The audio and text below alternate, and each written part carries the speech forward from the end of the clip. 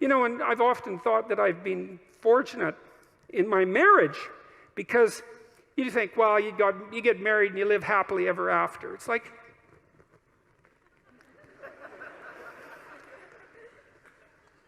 that's not it, is it? You don't want that even. What do you want? You want your partner to do just all she's going to do is sprinkle rose petals in front of you, right? And pat you on the back of the head and tell you how wonderful you are constantly, day after day. Man, you'd be so sick of that after maybe it'd take a month. But let's say 2 weeks. You'd be, because she should be more on the side of who you could be than on the side of who you are.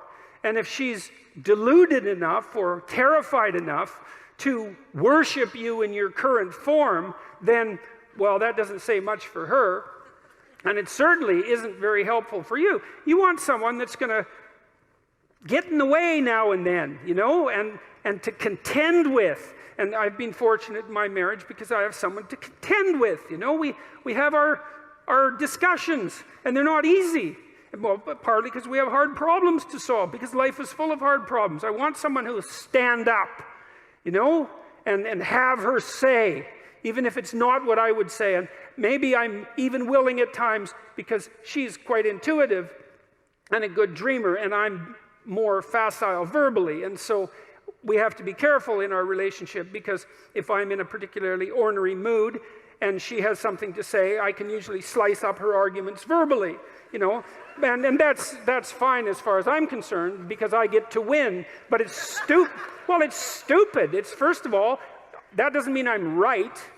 It just means I can formulate verbal arguments slightly faster than she can. But her intuitions and her dreams are often extraordinarily accurate. And so we've learned to some degree, to buttress each other's arguments just on the off chance that the person that you were foolish enough to marry might know something you don't now and then about something important,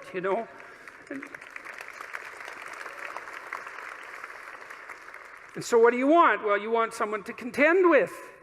And then it's an adventure, and then you have someone that you love and that you respect. And that's not a bad combination for longevity of relationship. And then maybe if you have someone that you love and respect and that you can communicate with, then your children also love and respect her or him. And then that's pretty good for them, because they've got some parents that they could love and respect. That's a good combination. It solidifies their life. And so you want to contend with them. And you want a job that's challenging, I would say, that pushes you beyond what you already are. And God only knows how hard you need to be pushed in order to go beyond where you are. But, to some degree, if you have a choice, it's not that uncommon that what we'll do is choose to be pushed to the limit, especially when we're at our best. We think, well, where's the limit? It's here. Maybe I can manage that. I'm going to push myself right to the damn limit. And then I'm going to push myself a little bit over just to see if it's possible. And if that happens, then, you emerge with a sense of triumph.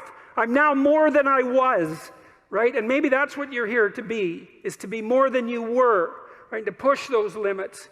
And to do that, you contend with the world. You wrestle with God. You don't casually say, I believe, because who knows? No one knows, right? We're separated from the infinite by death and ignorance. We don't know. We contend, we wrestle. And in that maybe we find our destiny. At least we find our purpose. We find something that justifies us to some degree.